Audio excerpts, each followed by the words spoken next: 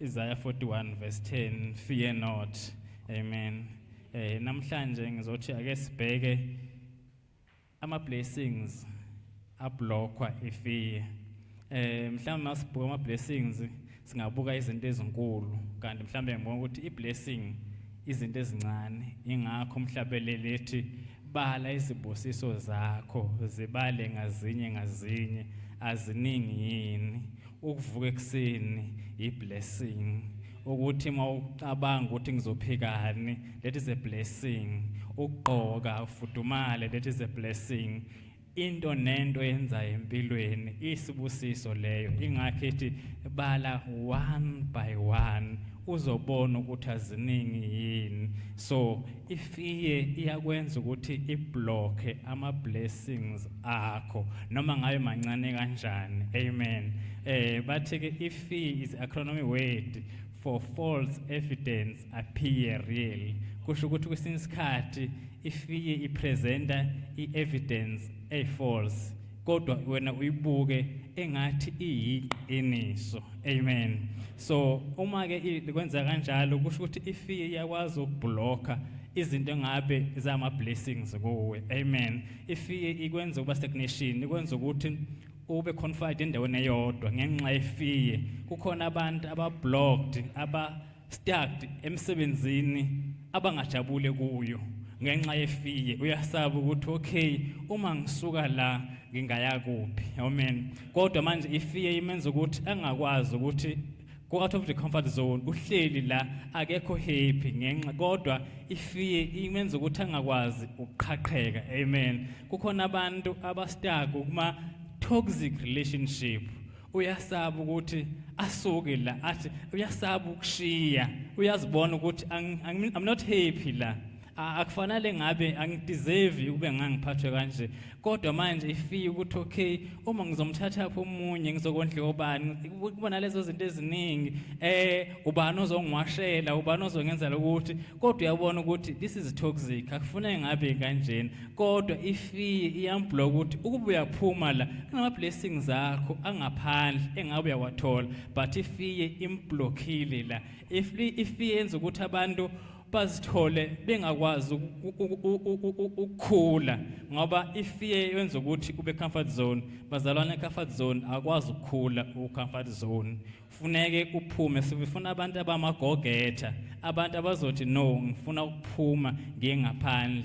Ifear yenza ukuthi abantu basabe ukuqala izinto ezintsha. Abantu basabe ukuthi okay, nakho angisebenzi, angenzi lutho, kodwa kunomsebenzi la obukeleka phansi. Ifear imenza ukuthi umuntu angathi hayi ake ngiqale lapha. Yabo, uyasaba ukuthi abantu bazothini. Lento abantu bazothini ibenza ukuthi abantu bangakwazi ukufunction empilweni. Uyasaba ukuthi angenze lento ephansi kanti mhlambe ngenze ukuthi ngiphumelele.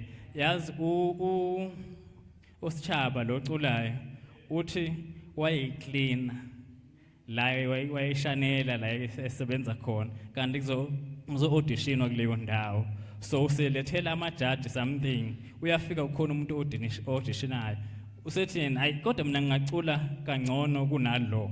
Sebethi hayi akuthathe mic usho usitshengisa ukuthi yini ongayenza. Nangempela wacula bathi hayi ungabusaqhubeka noclean, sesiyakuthatha yona siyarecord. Yabona kusho ukuthi ucleana lento encane ayeyenza kodwa yamvulela iminyango. So engisho ukuthi ifear ayimsokubhlocka ukuthi uqale izinto ezincane awuzibona wena ukuthi azisezingeni lakho. Ngenzeka ukuthi une degree, ngenzeka ukuthi une honors, ngenzeka ukuthi une masters, kodwa ngomsebenzi awukho qala into encane edelelekile. Kungenzeka ukuthi umunye umuntu akurecognize athi wena no, akusiye wena lo, mina I can take you, I can make you the person you want to be. Ngakwenza ukuthi wena uriche indlela ongakwazi nawe ukuyireach. Ngenzeka futhi nawe ukuthi awuzazi ukuthi unale potential, kodwa ngokuphuma lapho wenza izinto ezincane nawe ungazibona ukuthi okay ngiqala ibhizinisi elincane la, ngiqala ngidayisa usweet. Hawu kuyenzeka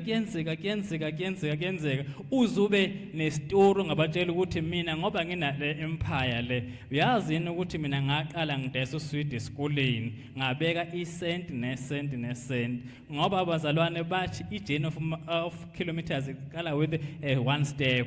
Angeke uhambe uye egoli ungaqalanga waphuma endlini wahamba. So ukuze urishe ufike la uyakhona, qala manje uhambe. Ifiye ayingasibloki ukuthi uJehova enze izinto ngathi.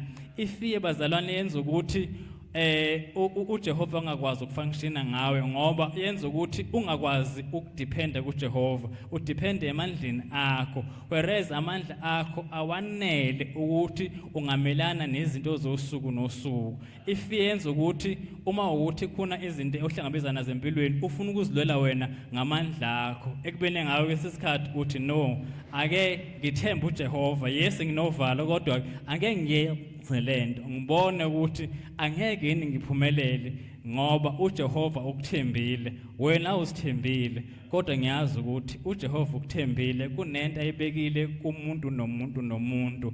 Asilweni nefiye ukuze sibe yilabantu esifina kuba yibo. Asiqaleni izinto ezincane, asiqaleni izinto esizoziqhenya ngazo, asiphumeni siye ukuthi abantu bazothini. Awucabange wena ukuthi mina lento ingangenzelani, lento lengangisiza ngani mina, kunokuthi ngicabanga ukuthi umunye umuntu uzothini ngempilo yami, ngoba wena onempilo, wena onemicabango, wena onekusasa. Impilo iqala kuwe. Amen.